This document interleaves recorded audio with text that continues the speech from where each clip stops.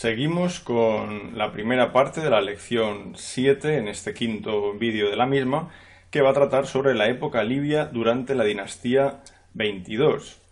Tanto la dinastía 21 como la dinastía 22, ya dentro del tercer periodo intermedio egipcio, es evidente que las relaciones egipcias con la costa levantina permanecen, aunque no llegan al nivel de épocas anteriores, por supuesto.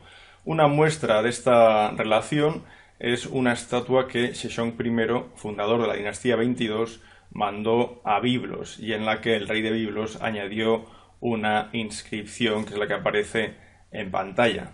En el Antiguo Testamento, en Crónicas, en Reyes, se nos habla de un suceso en el que se implica a un monarca egipcio llamado Shishak en una serie de confrontaciones que le llevan a las puertas de Jerusalén. Se dice que en el año quinto del rey Rehoboam, que es hijo del rey Salomón, subió Shishak, rey de Egipto, contra Jerusalén. En Reyes se dice: el año quinto del rey Rehoboam, Shishak, rey de Egipto, subió contra Jerusalén y se apoderó de los tesoros de la casa de Yahvé y de los tesoros de la casa del rey. Este Shishak es el primer faraón que en la Biblia es nombrado por su nombre. Generalmente siempre vemos que al faraón se le llama faraón, rey de Egipto, como si faraón fuese un nombre. Pues bien, este Shishak, que corresponde al Sejong egipcio, es el primero en ser nombrado en el Antiguo Testamento por su nombre. En el Antiguo Testamento se dice también como el rey Salomón, del que no tenemos ninguna documentación que atestigue directamente su existencia, ninguna documentación contemporánea, más allá que los relatos bíblicos. Pues bien, se dice que este rey realizó una flota en Etzion Geber, una localidad que se sitúa aproximadamente en Áqaba, y que desde aquí mandó expediciones por el mar de Suf, por el mar Rojo, hacia Ofir, expediciones que en cierto modo podríamos entender que, de haber sido una realidad, entrarían en conflicto con los intereses egipcios, que generalmente habían tenido el monopolio de los productos procedentes de África. En Egipto encontramos en Jebel Silsila unas canteras situadas entre Komombo y Edfu, al sur de Tebas, al sur de Luxor.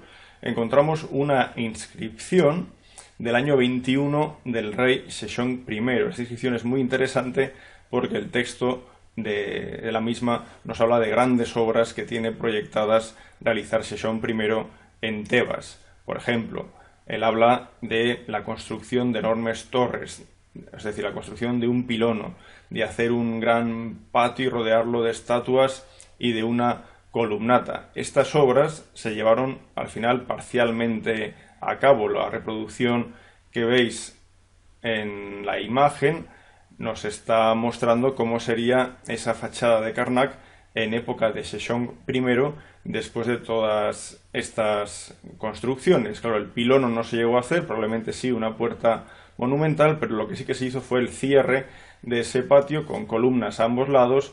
Se dispusieron las esfinges de Painechem I, de tal modo que tuvieron que ser retiradas, evidentemente, algunas de ellas que quedaron abandonadas a los lados del patio. Se realizó la llamada puerta bubástida, que es la que vemos en pantalla, y a la derecha de la puerta bubástida se realizó una inscripción muy interesante porque nos muestra una larga lista de más de 150 emplazamientos que corresponden a los lugares conquistados o lugares por los que pasó Sejong I en su campaña palestina. Es decir, lo que se menciona en el Antiguo Testamento es corroborado, en este caso, por fuentes egipcias. El Shishak, que es el Sejong egipcio, efectivamente sí que hizo una campaña a la región de el dividido reino de Israel, ahora Israel y Judá, y aunque en esta lista no aparezca el nombre de Jerusalén, dado que es una lista incompleta y muchas lagunas,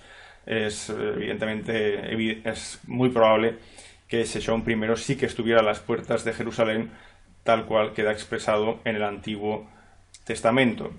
El hecho es que si colocamos en un mapa aquellos yacimientos que, según los arqueólogos que los han excavado, tienen niveles de destrucción fechables con ligera posterioridad a la mitad del siglo X antes de Cristo. Tengamos en cuenta que la batalla o que la campaña palestina suele situarse hacia el año 925 antes de Cristo. Pues bien, si sumamos esos yacimientos más aquellos que son mencionados en la lista de Sheshonq y que pueden ser identificados con yacimientos actuales, lo que nos encontramos es con una campaña que tiene un ámbito de acción relativamente elevado, en todo caso por la región del Reino de Israel, por la región del Reino de Judá, por parte del Sinaí, incluso en emplazamientos de poco interés en cuanto a botín, pero sí quizás de interés en cuanto a destruir una estructura comercial que hipotéticamente se hubiera podido montar ya en época de Salomón, con la ayuda del rey Hiram de Tiro, y también emplazamientos que están al este del Jordán. De hecho, en la lista de Sheshonq hay muchas localidades donde aparece el nombre de Jordán, localidades donde aparece el nombre de Negev, etc. La pieza que veis a la derecha es parte de una estela que erigió Sheshonq en Megido. Esta ciudad ya lo conocéis, por ejemplo, de la época de Tutmosis III. Es un emplazamiento estratégico muy importante. Podéis encontrar información sobre esta campaña en el artículo que os indico ahora en pantalla. Tras el gobierno de Sheshonq I, le va a suceder en el trono el rey Osorkón I, su hijo. Osorkón I, en los primeros años de reinado, va a realizar donaciones muy cuantiosas de oro y plata a varios templos egipcios. Estas donaciones solo pueden ser entendidas si comprendemos que el botín obtenido por Sheshonq I en su campaña asiática fue realmente alto. Osorkón I tiene una estatua, igual que su padre Sheshonq I, que ha sido hallada en Biblos. En este caso, esa estatua tiene el nombre de un nuevo rey biblita, que es Elibal. Tras Osorkón I le sucede en el trono Takelot I. Este sería la figura de Osorkón I, hoy en el Louvre. Takelot I, que fue enterrado como segunda inhumación por parte de Osorkón II en su tumba de Tanis. Tuvo un corto reinado y de él apenas se tiene información, y tras él, en un reinado absolutamente efímero, hay quien habla incluso de que no llegó a reinar, sino que fue una corregencia, tendríamos a Sheshonq II. Pero tras esta serie de monarcas nos encontramos ya con Osorkón II, hijo de Takelot I. El suceso a nivel internacional más importante en el que participa Egipto durante su reinado, sin duda, es la batalla de Karkar. Lo que veis ahora es una escena de Asiria con escritura cuneiforme, es el llamado monolito de Kurk del rey Salmanaser III. Salmanaser III, sucesor de Ashurnasirpal II, un monarca que reinó entre el 883 y 859 a.C.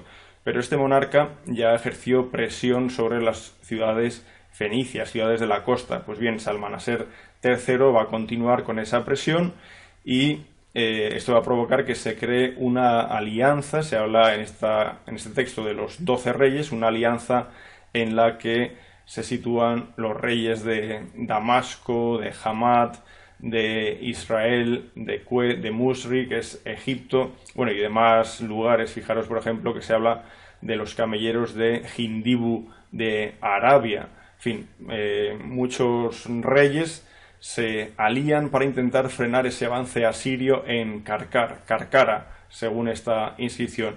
Y eso tiene lugar en el año 853 a.C., que coincide con el sexto año de reinado de Salmanasar III y que entra dentro del reinado de Osorkón II. O sea que la participación egipcia se reduce a estos 1000 soldados. La cuestión es que esa lucha, esa confrontación, queda aparentemente en tablas. Se van a repetir luchas en los años 849, o por lo menos campañas asirias a esa región en el 849, 848, 845, 841, pero en algún momento esa alianza que mantuvo a raya a los asirios desaparece. De hecho, fijaros en esta interesante inscripción escrita en en arameo, pertenece al rey Hazael, que era rey del reino Aram-Damasco. Bien, pues en esta inscripción, hallada en 1993 en Tel Dam, se dice cómo Hazael mató a Joram, hijo de Ahab, rey de Israel, y a Hayazu, o a veces escrito Ococías, hijo de Joram, rey de la casa de David, es decir, rey de, en este caso, de Judá. Si esto lo dice esta inscripción aramea, en la Biblia, sin embargo, se cita a Jehú, el que asesina a estos dos reyes. Entonces parece que de algún modo ese golpe de estado, tanto en Israel como en Judá, pudo haber tenido el apoyo de los arameos de Damasco. En todo caso, esto lo que provoca es el fin de esa alianza, o es parte del fin de esa alianza, de modo que finalmente, cuando llegue el 838, Salmanaser III sí que va a conseguir su objetivo y va a vencer en esta región, y producto de ello es el llamado Obelisco Negro, donde no solo vemos a el rey Jehú arrodillado ante Salmanaser III, sino que también vemos pues como algunos de los reinos importantes, como Egipto, realizaron regalos al victorioso asirio. Tras Osorkón II y su largo reinado, nos encontramos con Seshong III, que prácticamente llega a los 40 años de reinado. Seshong III fue enterrado también en Tanis, y en su tumba vemos dos sarcófagos. El de la parte superior es el suyo, el de la parte inferior es el de Seshong IV, un monarca que reinó pocos años y que de él prácticamente no se sabe nada. Tras Seshong IV nos encontraríamos con un siguiente monarca de la dinastía 22, que es Pimai, que fue enterrado en la tumba 2 de la necrópolis real de Tanis, es decir, junto a la NRT1, que es la tumba de Osorkón II, y en la que en la cámara 3 fue reenterrado Takelot I. El último rey de esta dinastía fue Seshong V. Seshong V tiene un reinado de unos 38 años, y fue bajo su reinado cuando se realizó aquella famosa genealogía de Pasenjor, pero cuando reina Seshong V, a final de su reinado, ya es evidente que comienza a desmembrarse más y más Egipto.